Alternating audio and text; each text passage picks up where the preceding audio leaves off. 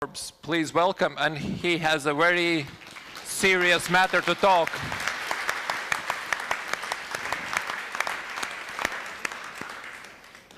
Thank you for the invitation. I never knew that I'm a secret speaker, so should I be happy about it, or it's something which is rather confusing? So the topic I was asked to talk today sounded quite abstract, but I really liked when I was thinking about what really leadership means now, who are best leaders or bad leaders, and I realized that we live in a very special time. Each time is special, but let's try to describe the time we live in. It's the new world, which looks definitely less beautiful than once Fukuyama tried to describe in his books The End of History. Something went wrong. We are far from the end. The feeling of fluctuation and instability of everything that recently seemed durable and reliable foundation of our existence, the principles, values, regulations, spreads through the world as virus. We witness the globalization of not only capitals and industries, but also of terrorism and poverty.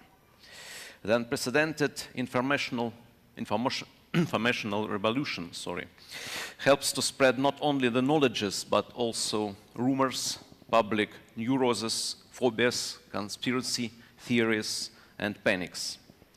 The superpower of modern media can not only strengthen the freedom of speech and democracy, but also bring the power to the populists and dictators, as happened, for instance, in Russia and as is happening now in the United States. We see it on the example of the presidential campaign in the most democratic country of the world, where for the first time in history, the extreme populists like Donald Trump and Bernie Sanders are fighting for the presidential nominee. I don't want to criticize Trump or Sanders, I just want to understand why exactly that type of leaders is in demand right now. Why the traditional establishment loses the game not only in the US, but in so many countries, as you know. This is the current cover of Economist I received in the plane. Trump's triumph, America's tragedy. What are the main features of that type of leadership? Why they're so successful, these new leaders? First of all, such leaders should be bold enough to break the rules. They act intuitively and reflexive rather than rational. They are very quick, much quicker than the traditional leaders. They are emotional rather than logical. They prefer spontaneity instead of strategy. They never do things they are supposed to do, but only the thing that excites them. They are very individual, innovative, frankly speaking, and fresh. The new leader is fighting with the existing institutions. He invents the totally new world and promises to destroy the existing, which is regarded as spoiled. As you now see, such type of leaders succeed not only in politics, but elsewhere. New innovative economy is full of Trumps and Sanderses. Talking about Zuckerberg, Steve Jobs, or Elon Musk, we are more positive, certainly. But our time is definitely, again, the time of prophets and messiahs, of Führers and duces, who need to captivate and carry along not only the team, but also the global customers or electors or electorate. Let me exemplify this type of leaders by comparing some quotes. Remembering that I'll be dead soon is the most important tool I've ever encountered to help me to make big choices in life. This is Steve Jobs, his famous Stanford speech, 2005.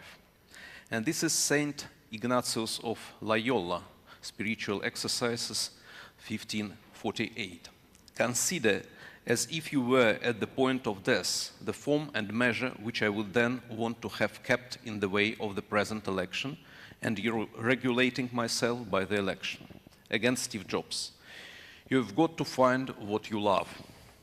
Ignatius of Loyola. To ask God our Lord for what I want and desire. Steve Jobs. Stay hungry, stay foolish. Ignatius of Loyola. I want and choose poverty with Christ poor, rather than riches, or problem with Christ replete with it, and rather than honors, and to desire to be rated as worthless as a fool for Christ, who first was held as such, rather than wise or prudent in this world. The technology of the modern leadership mostly reminds me the strategy of creating and promotion the new religious orders. Microsoft, Apple, Facebook are our Franciscans, Dominicans, Jesuits. The work is now rather, the job is now rather ethical category. As Václav Havel said, work for all good, not only because the work gives you a chance to succeed. The contemporary employee is more and more regarded as a crusader, the preacher of good, or the follower, not slave or screw anymore. He is an apostle of the new Messiah. The same we can say about the electors and customers, their fans, their followers, and listening to the people who support, for instance, Donald Trump, you see this passion, which I find quite medieval. Remarkable is also the change of global dress code, which is always the crucial moment in the biography of each saint or messiah. Saint Franciscus of Assisi left the business of father together with his old clothes and started to wear sackcloth girded with a rope. Mark Zuckerberg is not wearing sackcloth, but something very similar, putting on suit and tie on the occasion of state visits of His Facebook Majesty to the courts of the more traditional leaders. It looks like that after the period of instability we live now, there will for sure come another time, the time of institutionalization. Messiahs, prophets, and Trumps of all kind will be replaced by boring custodians, like church came after the Christ. Probably the new custodian will be robots created by messiahs if the world survived with Donald Trump, Vladimir Putin, and others of that kind. And of course, we still can wait for another messiah, which probably will finish the history. That's it.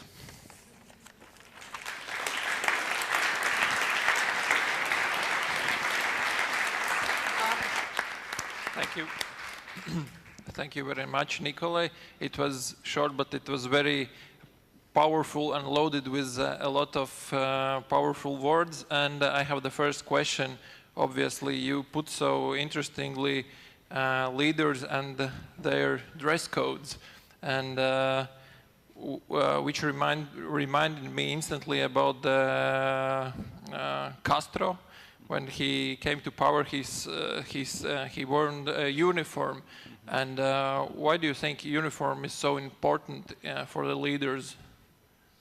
But for contemporary leaders, I don't think uniform is something they need. Actually, they prefer smart casual or even casual, because it symbolizes that they are part of the whole nation. They are not part of establishment. That's the message they want to send to all of us. As for uniform, I think that it's a tribute to Trotsky, to Lenin, to all these dictators from the beginning of the 20th century, who were symbols of revolution, of fight, of international revolution, and that's why they were militaries. Do we have questions from audience?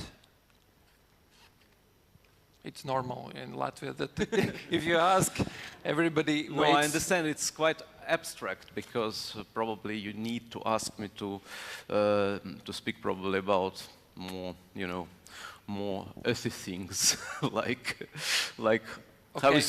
how we do business in Russia now at that moment. Yeah, how do you do business? What I think about Mr. Putin or something like that. Well, the second question was very, very good. What do you think in the terms of leadership about your current leader? I think he's another example of this type of leaders, and I don't find much difference between all guys I called already, like the innovative businessman, the creative businessman, and this populist like Donald Trump or Berlusconi or the heads of different parties in Europe.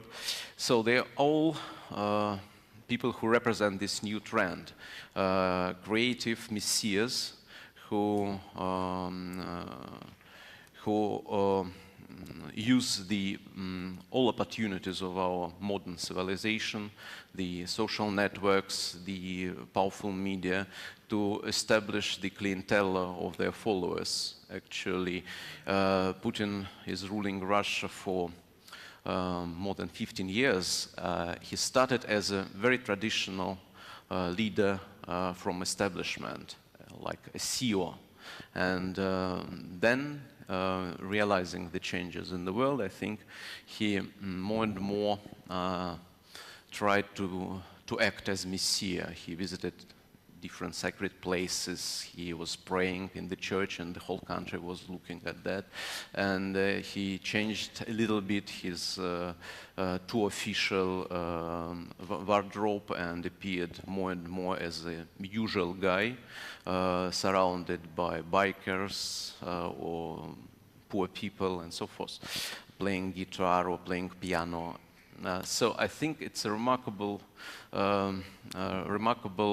change during all these 16 years, and we all need to realize that not only the innovators in technologies are creative, the politicians are getting more and more creative, and I see a big danger, a big challenge in that particular question. Look at Europe. Nearly in all countries, the populists are very, very strong. In France, in Britain, so it's really a huge problem, and we all follow this campaign in the United States. It's really terrible. Hope they will elect Hillary Clinton, but we don't have guarantee anymore. And it happens in the most democratic country, which was the symbol of democracy for all of us. Okay, thank you, Nikolai. Thank you once more. Please applause. Hello, I have a question. So, Sorry. I have one question. What do you think, what's your opinion, why after 2012 opposition in Russia lost its drive? I think because of extreme creativity of Kremlin administration. As I said, they are very innovative. They work very good. I need to confess. I think they managed to change the whole agenda, and they renew it each season. It's like in fashion world. So you need 4 collections now per season, or even more. Some brands produce more. Why not to produce more and more senses, more and more points, topics for the political agenda? Never to be boring. That's the thing Putin, I think, trusts in. Because he has an example of Brezhnev time rulers who were, first of all, boring. And I think, Navalny invented only one motto, Партия жуликов и воров. And Putin created, not personally Putin, of course he has a very big clientele, but all these guys, they create something, I think, each 2 weeks, something new and show it. Something terrible, of course, but it's working. Okay, Ralph, That's it it. was okay? Sorry. Thank you once more, Nikolai. Thank you.